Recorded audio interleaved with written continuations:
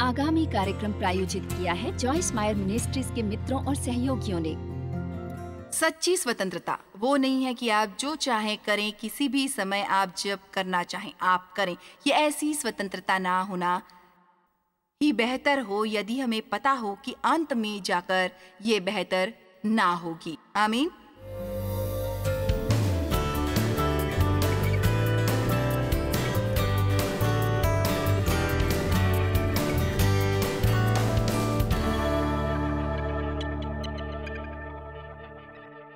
मुझे याद है मैं एक मसीह बुक स्टोर में थी और वहाँ एक ब्रेकवार्ड जैसी चीज़ पड़ी थी जिस पर एक खांचा था। वो पैसा जमा कर रहे थे भूखे बच्चों के लिए। और पहले मैंने ये सोचा बस यही फ़र्क है शरीर और आत्मा में। पहले तो मैंने सोचा कि मैं वो चेंज इसमें डाल दूंगी जो मुझे यहाँ मिलेगा। और फिर दूसरा विचार जो मुझ में आया वो ये था, खैर मुझे ऐसा करने की ज़रूरत नहीं, मैं हर समय चर्च में देती रहती हूँ। और पवित्र आत्मा ने मुझसे कहा तुम्हें देने की जरूरत नहीं पर तुम दे सकती हो।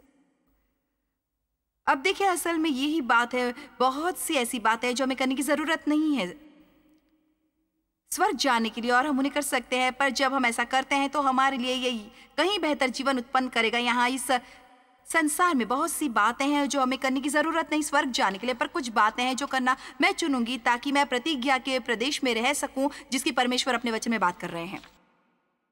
क्या आप एक बेहतर जीवन चाहते हैं? आप ऐसे कितने बेहतर जीवन चाहते हैं? अब आप एक बेहतर जीवन चाहते हैं, मैं ये दोबारा कहूंगी, आप कुछ चुनाव कर सकते हैं। चलो भी ये उससे थोड़ा बेहतर है कि मैंने सोचा शायद वो हो। आप आज चुनाव कर सकते हैं और फिर बेशक जब आप एक अच्छा चुनाव करते हैं फिर अगली बात है कि आप इस पर कायम रहेंगे, है कि नहीं? बहुत आसान होता है संडे को डिनर के बाद डाइट पर चले जाना। अगली बात है इस पर डटे रहना बुधवार तक जब आपको भूख लगती है।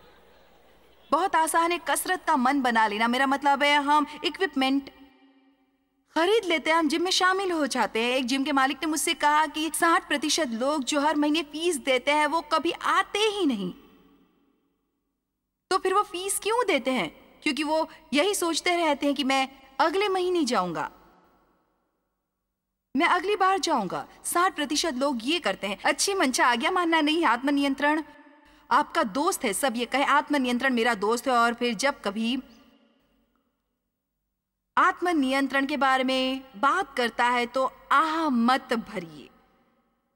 यदि आप किसी संदेश के लिए तालियां और उत्साह बढ़ाने वाले हैं और फिर यदि आप किसी जगह पर हैं और कोई कहता है आज रात हम आत्मनियंत्रण के बारे में बात करने वाले, आप तालियां बजाते, चिल्लाते और उत्साह बढ़ाते हैं जैसे ये आपके जीवन का सबसे बेहतरीन संदेश हो।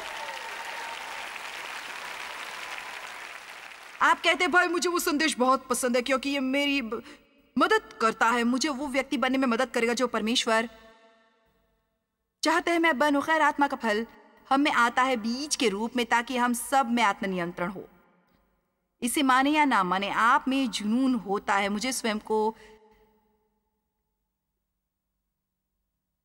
सारा समय ये याद दिलाना पड़ता है आत्मा का फल। गलातियों 5:22 हे प्रेम, आनंद, शांति, धीरज, यहाँ तक कि गुस्सा, अभी कृपा, भलाई, विश्वास, अच्छाई, उदारता और विनम्रता, आत्मनियंत्रण और संयम और वो सब जो पवित्र आत्मा की अगुवाई में है पवित्र आत्मा का फल प्रकट करेंगे। गलातियों 5:25 में लिखा है यदि हम पवित्र आत्मा के द्वारा जीवित हैं तो आत्मा के अनुसार चलें भी। यदि पवित्र आत्मा द्वारा हम परमेश्वर में अपना जीवन जीते हैं तो चलो आगे बढ़े।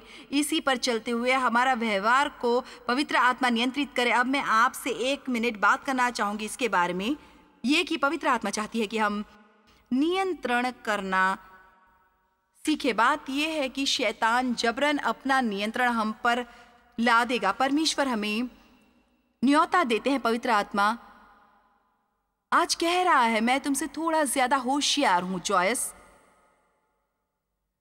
मैं तुमसे थोड़ा ज्यादा जानता हूं। यदि तुम मेरे पीछे आओगी तो तुम सही स्थान पर पहुंचोगी। यदि तुम शरीर के पीछे चलोगी तो तुम्हें अंतिम अंजाम तक नहीं पहुंचाया जाएगा। पवित्र आत्मा जबरन अपना नियंत्रण आप पर नहीं लाता, पर वो चाहता है आप में से हर कोई जो आज यहाँ उपस्थित है वो कहे मैं चाहता हूं कि तुम मेरा मार्गदर्शन करो, मैं चाहता हूं कि तुम मेरी अगुवाई करो, मैं चाहता हूं कि तुम मुझे दिखाओ कि आप क्या चाहते हो कि मैं क्या करूं। मैं आपके नेतृत्व में करना चाहता हूं। मुझे अनुग्रह हो तो वो करने के लिए जो आप चाहते हैं कि मैं करूं।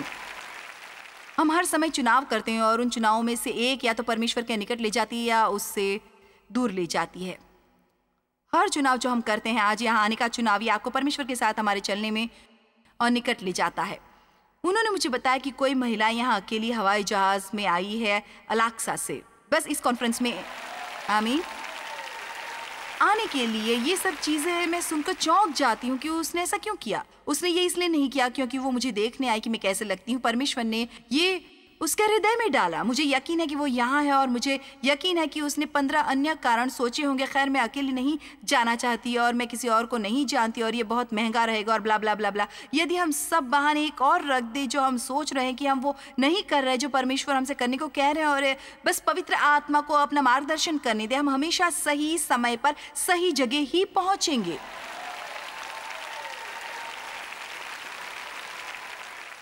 पर ये सब चुनावों के बारे में है। चुनाव चुनाव चुनाव। मुझे बहुत पसंद है इफिसियों 2:10, क्योंकि हम उसके बनाए उनका हस्तशिल्प हुए हैं और मसीह यीशु आप में उत्पन्न हुआ है। मैं उन भले कामों के लिए सृजे गए और पहले से ही इसकी योजना बनाई हुई है, जिन्हें परमेश्वर उस मार्ग को लेना जो उन्होंने पहले से ही हमारे लिए तैयार किया है, ने पहले से हमारे करने के लिए तैयार किया। वो अच्छा जीवन जीना जो उन्होंने पहले से ही हमारे लिए तैयार कर रखा है। तो देखिए ये सारा कितना उलझा हुआ है। यीशु ने कहा मैं मर गया और मुझे तुम्हारे लिए एक बढ़िया जीवन दिया है। आप में से हर एक के लिए आप आप आप आप आप आप आप आप आप आप आप आप यीशु मरे और उन्होंने पहले से ही तय किया और तैयार किया एक सुंदर जीवन हम सब के लिए। वो कहते हैं उन्होंने मार्ग तैयार कर लिया है। अब हमें यही करना है कि हम इस पर चलें, इस पर चलें। और हर कदम जो हम उठाते हैं वो उस निर्णय के बराबर होता है जो हम लेते हैं। आपका यहाँ आने का निर्णय हमारे जीवन में बहुत अच्छा फल उत्पन्न करेगा। आपका निर्णय किसी को क्षमा करने का, जिसने आपको ठेस पहुंचाई है, अच्छा फल उत्पन्न करेगा। आपका ये निर्णय कि जो कुछ आप कमाते हैं उसमें से थोड़ा बचाना आपको अच्छा फल देगा जब आप बूढ़े हो जाते हैं, और फिर आपको चिंता करने की ज़रूरत नहीं कि आपकी देखभाल कैसे होगी। आपका निर्णय नियमित रूप से दान देने का आपके जीवन में बहुत से लाभ उत्पन्न कराएगा, क्योंकि बाइबल में शुरू से अंत तक ये सबसे महत्वपूर्ण परमेश्वरीय सिद्धांत है। आप जो बोते हैं वही काटते हैं। ये निर्णय एक मील आगे जाने का, एक निर्णय समय पर काम करने का, ज़्यादा मेहनत करने का जब आप वहाँ हो, यही लोगों को उन्नति देता है। चलिए भी फेलिक्स की तरह व्यवहार ना करें। निर्णय, आमीन, निर्णय, चौड़ा रास्ता, आमीन, और सकरा रास्ता। क्या आपको मत्ती 7:13 और 14 में वो शास्त्र वचन पसंद नहीं है? चलो उनकी ओर देखते हैं। मत्ती 7:13-14 उन्होंने कहा वहां एक चौड़ा रास्ता है और एक तंग रास्ता। आप किस पर चलना चाहेंगे? सकेत फाटक से प्रवेश करो, क्योंकि चौड़ा है वो फाटक और सरल है वो मार्ग जो विनाश को पहुंचाता है, और बहुतेरे हैं जो उससे प्रवेश करते हैं। आप शायद चौड़े रास्ते पर अकेलेपन के शिकार ना हो, पर इस पर होंगे, क्योंकि सकेत है, वो दबाव द्वारा सकरा हुआ है, वो फाटक और कठिन है,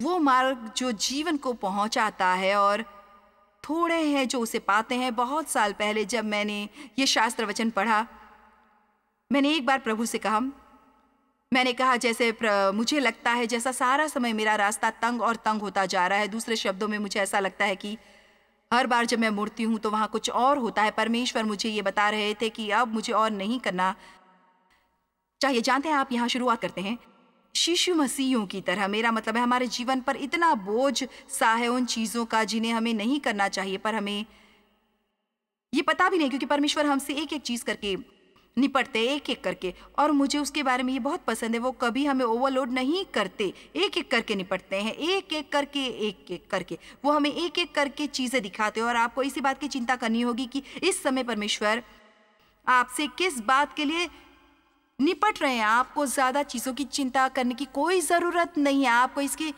चिंता करने की ज़रूरत ही नहीं। मेरा मतलब है मैं चाहती हूँ कि आप आज उसे चुने जो मैं कह रही हूँ, पर मैं ये नहीं चाहती कि हर कोई घर जाए और जो मैं कह रही हूँ उस पर बातें करने लगे। आपको इसे प्रार्थना में ले जाना होगा और कहना होगा, अब प्रभु आप कहाँ से चाहते हैं कि मैं शुरू करूँ, मुझे इसे स्टार्टिंग पॉइंट दिखाइए। वो क्या है जो आप मेरे जीवन में करना चाहते हैं और मैं उसके लिए आपका सहयोग करना चाहती हूँ, एक एक कदम करके, एक एक चीज़ करके। तो आप उस मार्ग पर थोड़ा और बढ़ते हो और एकदम अचानक से रास्ता तंग हो जाता है।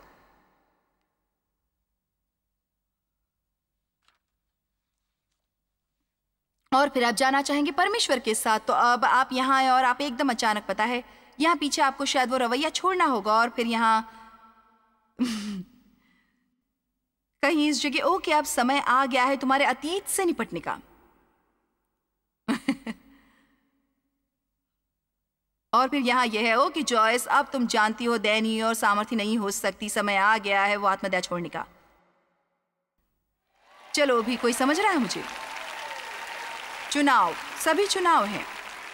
अब क्या मैं अपने पूरे जीवन भर अपने लिए अफसोस महसूस करती रहूं और फिर भी मैं स्वर्ग जा सकूं? मेरे ख्याल से मैं जा सकती हूँ क्योंकि मेरा उद्धार उस पर आधारित नहीं है।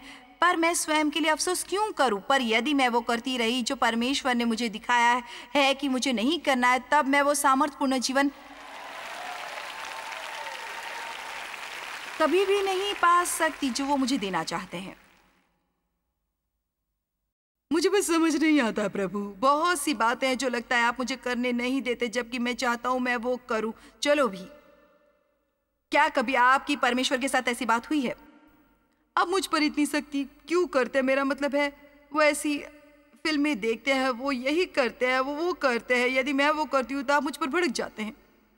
और आप जानते हैं परमेश्वर ने मुझसे क्या कहा? देखिए जॉयस, तुमने मुझसे बहुत ज्यादा मांगा है, क्या तुम्हें ये चाहिए?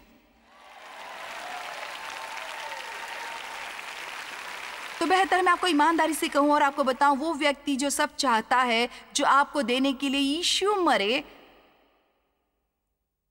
आपका मार्ग और भी सकरा होगा कुछ उन लोगों से जिन्हें आप जानते। एक बार फिर, हम किसी और के लिए जिम्मेदार नहीं सिवाय खुद के।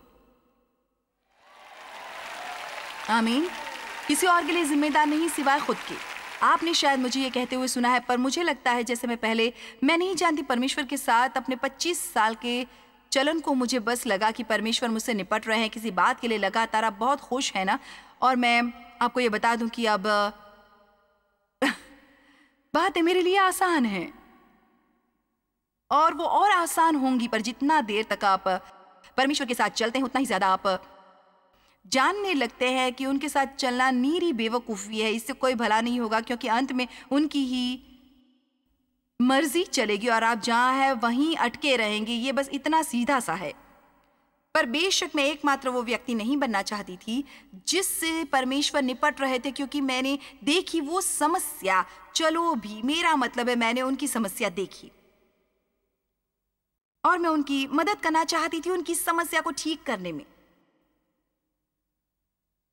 और मैं चाहती थी परमेश्वर उनसे निपटे, उनकी समस्या के बारे में। चलो भी, आप जानते हैं असल में मैं क्या बात कर रही हूँ। और भाई, मेरे लिए ये कितना कठिन था जब परमेश्वर मुझसे ही निपटते रहते और उन्होंने ऐसा व्यवहार किया जैसे। और मुझे याद है मैं देव के पास गई और मैंने कहा, मैं बस सोच रही थी क्या परमेश्वर किसी बात के बारे में तुमसे निपट रहे थे? क्योंकि मैं खासकर चाहती थी कि परमेश्वर देव से निपटे। मैं चाहती थी कि देव मुझसे और अच्छे से पेश आए और इतना गोल्फ ना खेले। पता है, वो सब चीजें जो हमें पसंद नहीं थी। हम हमेशा चाहते हैं कि बाकी सब लोग उसे छोड़ दे जो हमें पसंद नहीं। आमीन।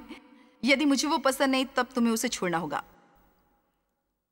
मुझे अभी भी याद है कि उस समय मैं घर में किस जगह पर थी। हम समल लेक में रह रहे थे। मैं सीढ़ियों पर थी और तुम वहां से गुजरो और मैंने कहा, मैं बस सोचती हूँ कि क्या परमेश्वर किसी बात के लिए तुमसे निपट रहे हैं, क्योंकि मुझे महसूस हुआ कि उसे जरूरत थी।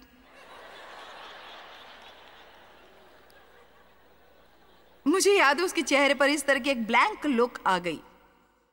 उसने कहा, खैर मैं ऐसा नहीं सोचता। और इस बात ने मुझे क्रोधित कर दिया। अब देखे कि अब मैं ये समझती हूँ और आज आप ये समझ ले, परमेश्वर नहीं चाहते कि आप किसी और के बारे में चिंता करें। परमेश्वर ये नहीं चाहते कि आप किसी बात की चिंता करें कि वो किसी के साथ क्या चाहते हैं, क्योंकि जब ये सब का निपटना होगा तो आपको उनके लिए जवाब देना ही होगा।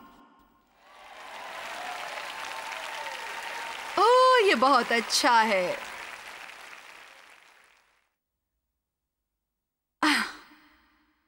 आत्मनियंत्रण। 2 पत्रस अध्याय 1 वचन 3 से 7 तक। ये एक प्रक्रिया है ना? मैं आपसे ईमानदारी से कहूंगी, मेरे ख्याल से परमेश्वर इसकी परवाह भी नहीं करते कि हम यहां पहुंचे हैं। वो बस चाहते हैं कि हम बस आगे बढ़ते चले जाए। हम कभी पहुंचेंगे ही नहीं जब तक हम शारीरिक देह में हैं। पौलुस ने कहा, मैं वहां पहुंचा नहीं, पर मैं एक बात करता हूं, मैं लक्ष्य की ओर बढ़ता जा रहा हूं और मुझे नाज है आप पर कि आप लक्ष्य की ओर बढ़ रहे हैं। चाहे आप घर पर बैठे हो और आप शुरू से अंत तक प्रोग्राम देखते हैं, मुझे आप पर नाज है कि तुमने इसे बंद नहीं किया, क्योंकि मैं आत्मनियंत्रण पर बात कर रही हूं। आप घर पर मुझसे छुटकारा पाना चाहते हैं, आपको बस यही करना होगा। हो सकता है आप मुझे अगले चैनल पर भी पाएं।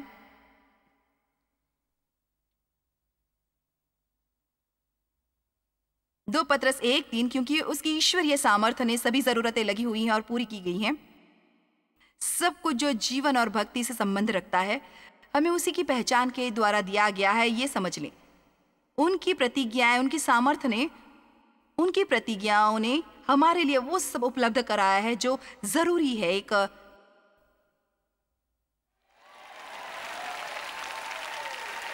शानदार जीवन जीने के लिए। और यह हमें प्राप्त होता है उनको निजी रूप से जानने से। आप जो परमेश्वर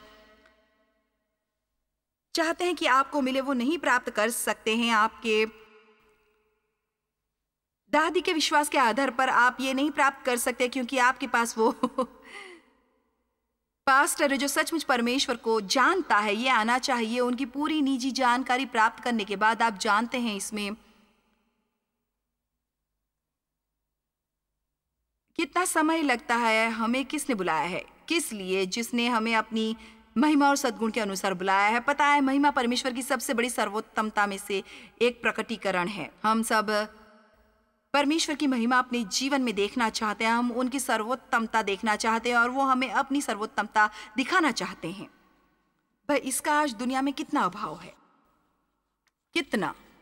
मैं एक परिस्थिति से निपट रही थी और ये सारा समय संसार में चलता रहता, और ये इतना अधिक कठिन है जो 50 साल पहले भी नहीं था। आप जानते हैं, 50 साल पहले, मेरा मतलब है अधिकांश लोग, यहाँ तक कि वो लोग जो मसीही नहीं थे, अक्सर अपना वचन निभाते। मेरा मतलब कुछ ऐसा था कि बस लोग ये करते थे। ये सम्मानित बात थी करने को, आप अपना वचन निभाते। और लोग जिनके कारोबार थे, मेरा मतलब है कि वो अच्छा काम करते, क्योंकि वो दोबारा कारोबार पाना चाहते थे। और यदि उनकी कोई अपॉइंटमेंट होती तो वो ठीक समय पर आते जब उन्हें आने की जरूरत होती, क्योंकि वो चाहते थे कि आप उन्हें दोबारा चुने। पर आज लगता है कि लोग ये सोचते ही नहीं कि उन्हें आपका कारोबार हासिल करने की जरूरत है। ये बिल्कुल ऐसे है जैसे वो आप पर एहसान कर रहे हो वहां खड़े रहकर, जब आप स्टोर के अंदर आते हैं। आप ऐसा नहीं कर सकते। सचमुच में ऐसी परिस्थिति से जूझ रही थी एक फर्नीचर स्टोर पर, जहां कहीं बहुत सालों से मैंने काफी पैसा खर्चा है। और खासकर एक स्टोर, जब आप वहां से फर्नीचर खरीदते हैं तो आपके लिए एक डेकोरेटर उपलब्ध कराते थे जो आपकी मदद करता था सब फर्नीचर को सही जगह पर रखने के लिए। और पता है, ये सब काम करना वगैरह वगैरह वगैरह। और इसी प्रक्रिया में वो कुछ और चीज़ों को सुझाव देती जो मैं शायद सोचा भी नहीं करती, और अंत में मैं थोड़ा और पैसा खर्च कर देती। और मुझे यकीन है कि ये उनके प्लान का हिस्सा होता, पर ये मेरे लिए काम करता। और अवश्य ही उसके आइडियाज़ अच्छे होते। कुछ चीज़ें जो मैं सोचती हैं ये बेहतर होगा। तो लंबी कहानी को निपटाते हैं, मुझे वहाँ से जाना पड़ा। मैं शहर से बाहर जा रही थी और वो मुझे ईमेल से जानकारी देने वाले थे, वो बाकी की जानकारी जो मुझे चाहिए थी। खैर, 1 महीना गुजर गया था और मैंने उसे टेक्स्ट भेजा कि मुझे जानकारी नहीं मिली है। हर बार वो वापस आती, वो मैं बुधवार तक तुम्हें भेज दूंगी और क्षमा करना, आज दोपहर में तुम्हें ये भेज दूंगी। वो मुझे सचमुच बहुत अफसोस है, एक इमरजेंसी आ गई थी। मैं सोच रही थी तुम्हें तो इमरजेंसी आ गई और अंत में मैंने सोचा कि मैं इस गड़बड़ में नहीं पड़ूंगी, मैं ये नहीं करूंगी, मैं वो नहीं करूंगी। बहुत हताशाजनक है जब लोग आपका समय बर्बाद करते हो, और मुझे पता है कि आप भी ऐसा ही महसूस करते हैं।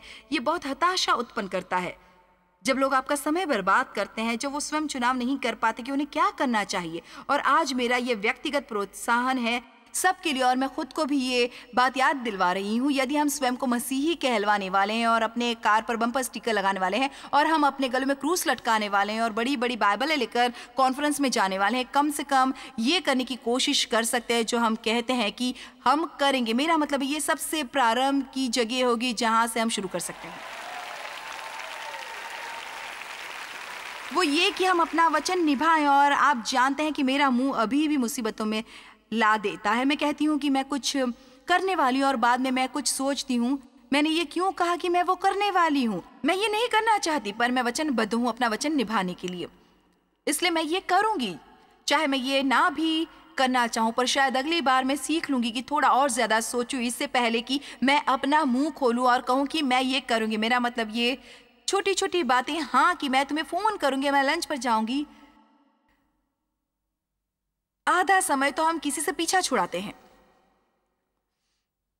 ओ मैं वापस तुम्हें फोन करूंगी आज दोपहर। हमें वो करने की जरूरत है जो हम कहते हैं कि हम करने वाले हैं। यदि हम छोटी छोटी बातों में वफादार नहीं, हमें बड़ी बातों में वफादार कैसे होना होगा? छोटी छोटी बातें। आमीन। मैं आपसे क्या कहूं? आमीन।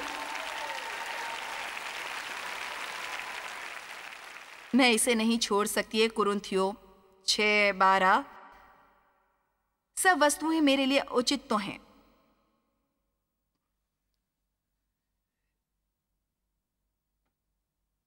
परंतु सब वस्तुएं लाभ की ही नहीं जिनकी अनुमति हो और कानूनन हो। सब वस्तुएं मेरे लिए उचित हैं, परंतु मैं किसी बात के अधीन न हुआ। क्या ये शानदार शास्त्र वचन नहीं है? तो आज जो मैं आपको बता रही हूँ ये रहा उसका निचोड़। आप जो करना चाहे आप कर सकते हैं, पर हम जो चुनाव करते हैं वो अपने साथ लाता है किसी किस्म का परिणाम। और जो अच्छा बीज जो हम बोते हैं, शायद हम उसकी फसल उगते ना देखें इस मार्ग पर चलते चलते, पर आपको ये जानने की संतुष्टि मिलेगी कि आपने ये किया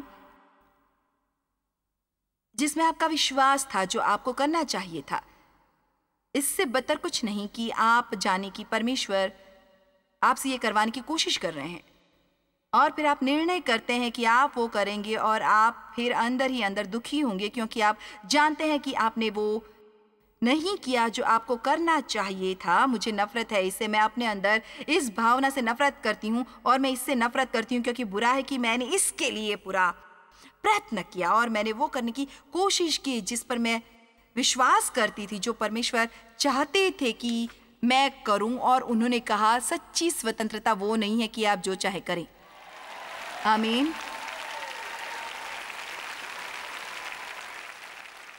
किसी भी समय आप जो करना चाहें वो करें। ये ऐसी स्वतंत्रता ना होना ही बेहतर हो, यदि हमें पता हो कि अंत में जाकर ये बेहतर ना होगी। चलिए भी सब लोग परमेश्वर के लिए भरपूर तालियां बजा सकते हैं, क्योंकि परमेश्वर ने हमें भय का आत्मा नहीं दिया, पर प्रेम, सामर्थ और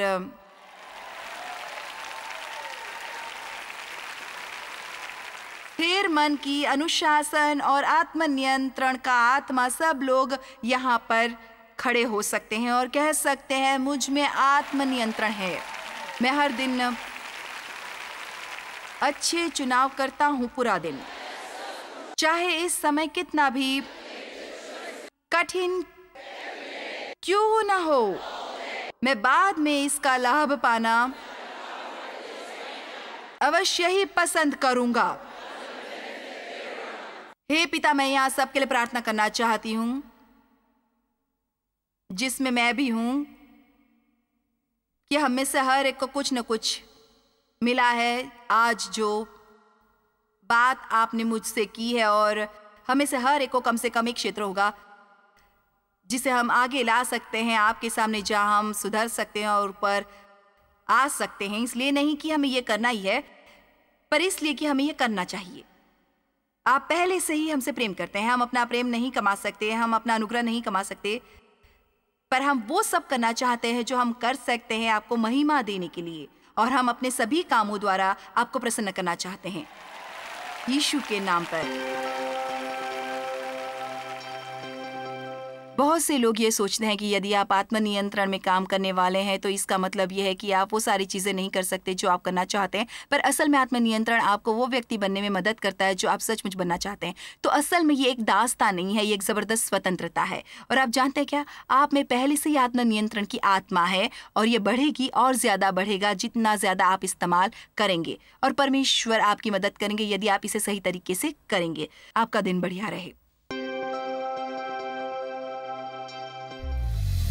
जॉयस मायर मिनिस्ट्रीज में आप हमारे लिए बहुत ही कीमती हैं, जितना कि आप जानते हैं। हम आपकी सराहना करते हैं और इस सेविकाई को दुनिया भर में संभव बनाने के लिए हम अपने दोस्तों और सहभागियों को धन्यवाद देते हैं। हम साथ मिलकर भूखों को खाना खिलाते हैं, गरीबों को कपड़े देते हैं और कई देशों में सुसमाचार बांटते हैं। अपना प्रार्थना निवेदन भेजने के लिए कृपया आज ही संपर्क कीजिए। हमारे स्रोतों के बारे में और भी जानिए।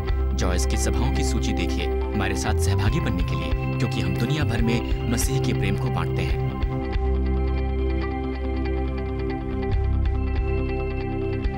इसका खर्च उठाया है जॉयस मायर मिनिस्ट्रीज के मित्रों और सहयोगियों ने।